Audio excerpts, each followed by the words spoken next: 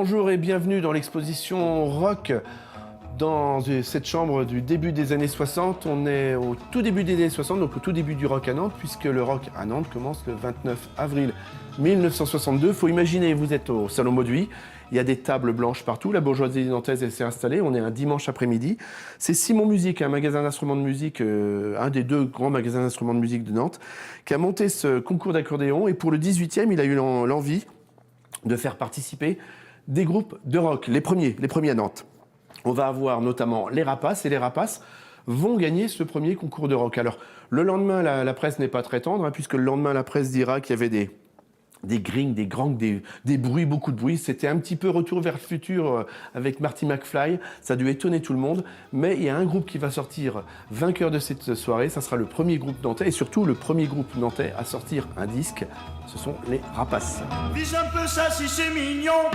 Sais-tu où se trouve sa maison? Oh, oh. Est-ce que tu le sais? Est-ce que tu le sais? Dis-moi.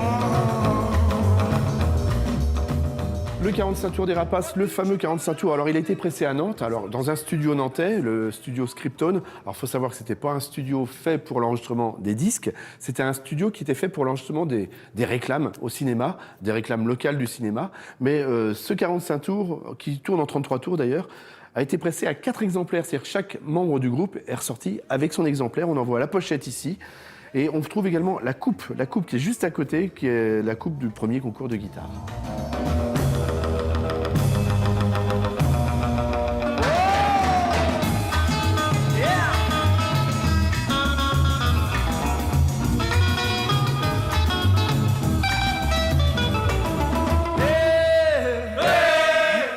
Alors tous ces nouveaux groupes, ces pionniers du rock nantais, il va falloir qu'ils trouvent des lieux pour jouer. Alors on va les voir jouer sur des... C'est pas des scènes, c'est pas des grandes scènes, il n'y a pas de zénith encore. On va les trouver sur des petites scènes, sur des salles, dans des kermesses, dans des salles de patronage. On va les trouver dans les foires à la Châtaigne, à Place Vierme à Nantes notamment, Place de la Poste.